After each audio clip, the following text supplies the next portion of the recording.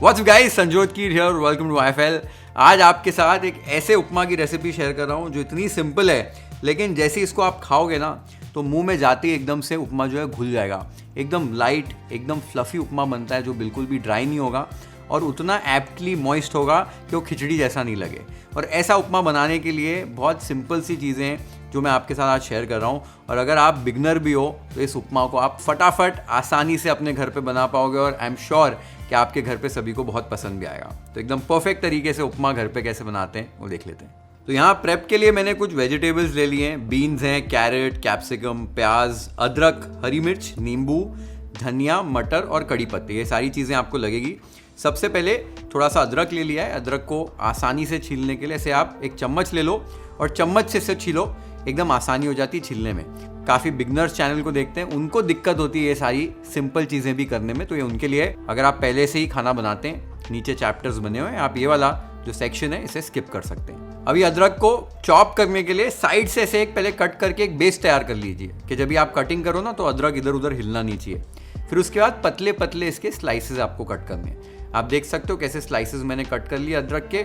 इनको ऐसे आपको लेयर करना है, लेयर करके इसकी स्टिक्स कट कर लेनी है, पतली पतली स्टिक्स कट कर लेनी है। तो इसी तरीके से जूलियंस किए जाते हैं, देख सकते हो ऐसे जूलियंस बन जाते हैं। अभी इनको चॉप करने के लिए बस आपको इनको घुमाना है इस तरीके से और फिर इनको आपको चॉप कर लेना है। आप देख सकते हो कितने बढ़िया तरीके से हमारा अदरक चॉप हो गया है। नेक्स्ट 2 से 3 हरी मिर्च ले लेनी है, जितना आप तीखा खाते हैं उतना लीजिए और फिर इनके टॉप्स कट कर देने। टॉप्स कट करने के बाद पतले पतले स्लाइसेस में इनको ऐसे इस तरीके से चॉप कर लेना है। ध्यान देना है मिर्ची के पीसेस को बहुत बड़ा मत रखिए, नहीं तो जब मुंह में आएगी तो बहुत ज्यादा तीखापन आपको लगेगा। मिर्चियां एक बार आपने चॉप कर ली है, उसके बाद प्याज चॉप करना है। प्याज का छिलका उतारने के बाद बीच में से आपको इस तरीके से प्याज को कट करना है, उसके बाद उसको इस तरीके से प्लेस कर देना है। अब आपको इस डायरेक्शन में ऐसे स्लाइसेस कट करने।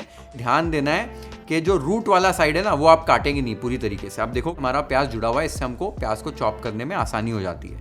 अब इस डायरेक्शन में आपको कट करना शुरू करना है और प्याज अपने आप देखोगे आप चॉप हो जाएगा। लास्ट में जब इतना पोर्शन बचा है इसको इस तरीके से गिराओ, फिर से थोड़े से स्लाइसेस बनाओ, वापस से चॉप कर लो, फिर इस साइड से चॉप करके दूसरे साइड से भी चॉप कर लो, बीच में से आपका जो रूट है उतना बच जाएगा। इसी तरीके से प्याज को आपको चॉप कर लेना है। प्याज चॉप करने के बाद 5 से 6 फ्रेंच बीन्स ले लिए, इन्हें एक साथ हाथ में इस तरीके से पकड़ लेना है और हल्का सा टैप कर लो काउंटर पे, तो ये एक तरफ आ जाएंगी, तो इसके आप टॉप्स एक साथ आसानी से कट कर पाओगे। फिर घुमाकर दूसरी तरीके से एक साथ ले आओ और टॉप्स कट कर लो। अब बस आपको इन्हें चॉप कर लेना है। तो लगभग ऐसे आधे सेंटीमीटर या उससे थोड़े से कम ही इनको मैं चॉप कर रहा हूँ। छोटे छोटे पीसेस रखेंगे सब्जियों के कि खाने में इन्हें अच्छा लगे। तो आप देख सकते हो फ्रेंच बीन्स को किस तरीके से कट कर लिया है। नेक्स्ट मैंने एक छोटी गाजर ले लिया है। गाजर को आपको अच्छे से छील लेना है। छीलने के बाद टॉप और बॉटम इसका कट कर लेना है। उसके बाद सेम जैसे अदरक कट किया था ना, एक साइड से इसका बेस तैयार करना है कि गाजर जो आपकी है एक जगह पर टिकी रहे। उसके बाद इसके प्लैंक्स कट कर लेने इस तरीके से। प्लैंक्स काटने के बाद इन्हें स्टैक कीजिए, इनके ऐसे लंबे लंबे फिंगर्स कट कर लीजिए, स्टिक्स कट कर लीजिए। उसके बाद घुमाकर इन्हें डाइस कर लीजिए। आप देख सकते हो जैसे बीन्स कट की थी वैसी साइज में गाजर को भी कट किया है। गाजर एक बार आपने इस तरीके से काट ली, उसके बाद कैप्सिकम को कट कर लेते हैं। तो यहाँ पर एक छोटी कैप्सिकम ले लीजिए, या बड़ी है कैप्सिकम तो आधी कैप्सिकम यूज करनी है। ऐसे प्लैंक्स कट कर लिए, सेम फिंगर्स कट की, घुमाया और आपने इनको डाइस कर लिया। देख सकते हो कैप्सिकम को भी हमने कट कर लिया है। कैप्सिकम के साथ थोड़े से हरे मटर यहाँ पर मैंने ले लिए हैं। लास्ट में यहाँ पर कट कर लेते हैं थोड़ा सा धनिया। तो धनिया ले लीजिए और उसको फाइनली चॉप कर लीजिए और साइड पे रख दीजिए और ये हमारे भाजियों का प्रेप रेडी हो गया है। तो उपमा के लिए वेजिटेबल्स हमने काट कर तैयार कर लिए हैं। बस छोटी छोटी वेजिटेबल्स कट कीजिए, उपमा खाने में ज़्यादा मज़ा आता है। वो बड़ी बड़ी वेजिटेबल्स अच्छी नहीं लगती हैं।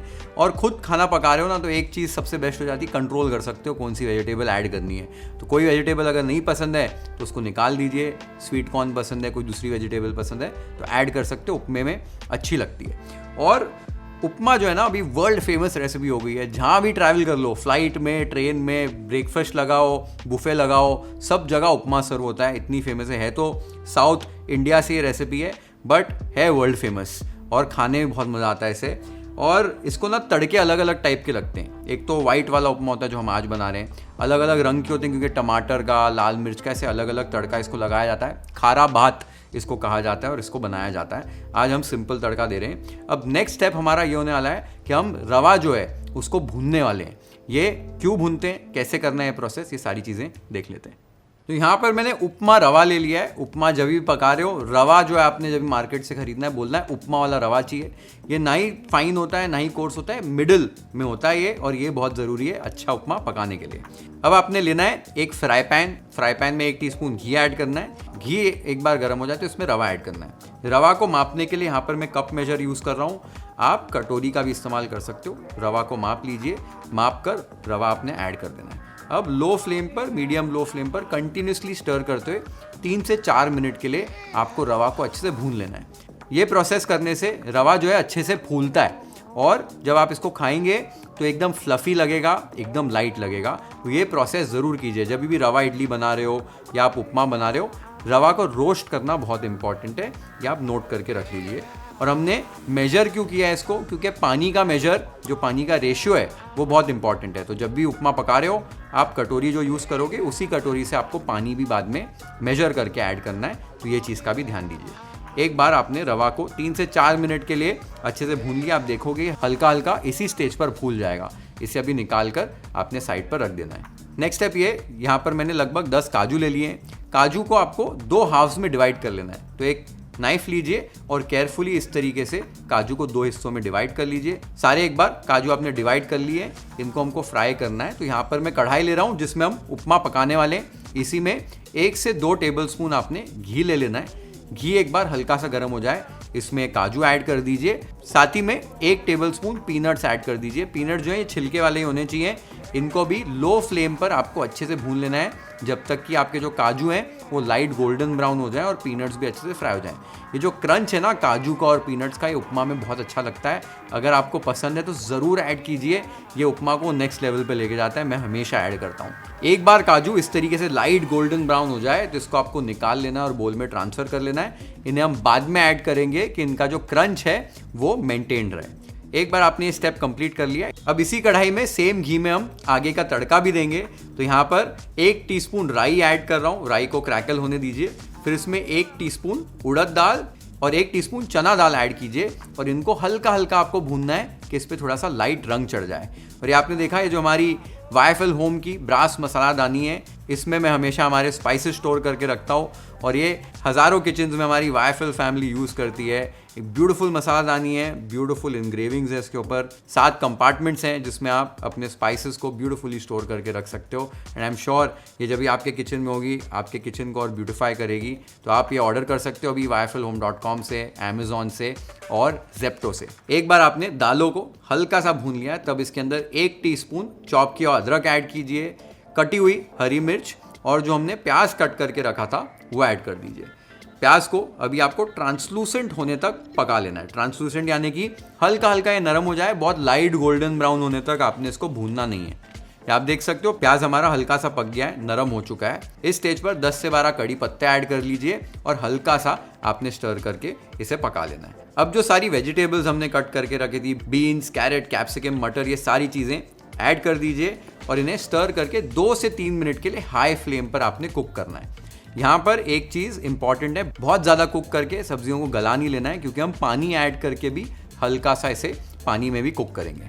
बस 2-3 मिनट बाद आपने इसके अंदर पानी ऐड करना है। तो जो हमने कप मेजर यूज़ किया था या आपने जो कटोरी यूज़ की है, उसी कप से आपने 3 कप यानी कि 1:3 रेशियो होगा हमारा रवा टू वाटर का।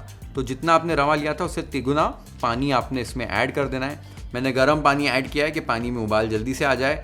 इस स्टेज पर आपने टेस्ट के हिसाब से नमक, 1 चुटकी चीनी और आधा टीस्पून ताज़ी कुटी हुई काली मिर्च ऐड कर देनी है।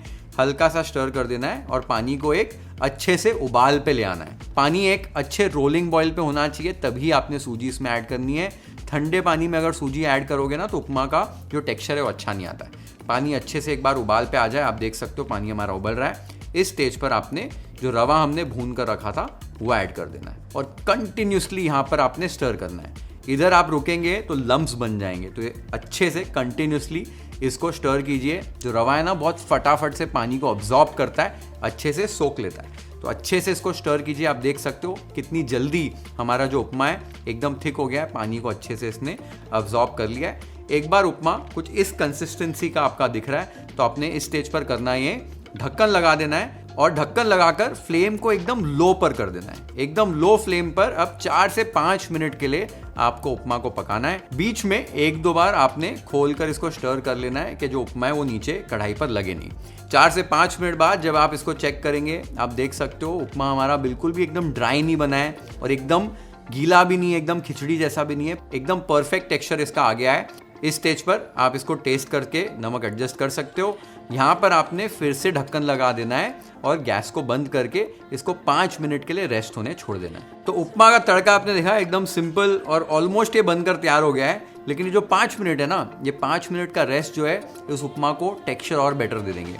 क्या है, रवा की जो टेंडेंसी होती है रेस्ट होने पे ये फूलता है, तो जब ये 5 मिनट के रेस्ट होगा अच्छे से उपमा सेट हो जाएगा, टेक्सचर इसका और बेटर हो जाएगा। तो इमीडिएटली सर्व नहीं करना है, 5 मिनट का रेस्ट दीजिए और फिर लास्ट में इसमें फ्राइड नट्स वगैरह जो बाकी के इंग्रेडिएंट्स से ऐड करके मिक्स करके इसे हम सर्व कर देंगे। तो 5 मिनट बाद उपमा जो है उसको चेक कर लेते हैं और बाकी के इंग्रेडिएंट्स में ऐड कर देते हैं। आप देख सकते हो उपमा हमारा बढ़िया कंसिस्टेंसी का एकदम लग रहा है, जो रवा है वो अच्छे से फूला हुआ है। लास्ट में इसमें जो फ्राई किए हुए नट्स हमने रखे हुए थे वो ऐड कर दीजिए। आधे नींबू का रस ऐड कर दीजिए, बहुत अच्छा फ्लेवर लगता है। ताज़ा कटा हुआ धनिया ऐड कीजिए और लास्ट में ऑप्शनल है 1 टीस्पून घी ऐड कर सकते हो, थोड़े फ्लेवर के लिए भी और थोड़ी सी मॉइस्टनेस के लिए भी। बस सारी चीज़ों को अच्छे से मिक्स कर लीजिए। क्या ब्यूटीफुल हमारा उपमा लग रहा है, एकदम परफेक्ट उपमा हमारा बनकर तैयार हो गया। इसे अभी प्लेट कर लेते हैं YFL स्टाइल।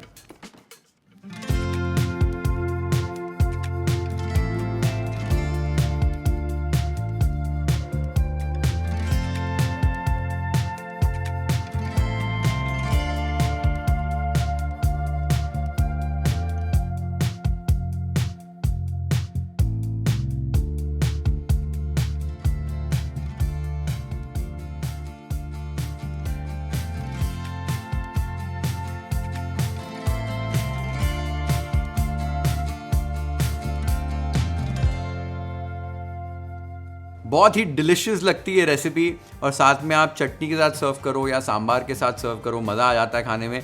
कोई लोग ना ऊपर से सेव भी ऐड करके खाते हैं। इट्स नॉट ट्रेडिशनल बट वो एक एडेड लेयर ऑफ क्रंच आ जाता है ना, तो वो भी मज़ा आता है खाने में। वो तो अपने ऊपर है कैसे आपको थोड़ी चीज़ें आगे पीछे करके खा सकते हो, बट ज़रूर ट्राई करो ये रेसिपी और कमेंट्स मुझे बताना आपको ये रेसिपी कैसी लगी। Share this video with your friends and family, hit the like button if you like this recipe, follow and subscribe to YFL if you haven't yet. Have an amazing time with this beautiful recipe at your home. Cheers.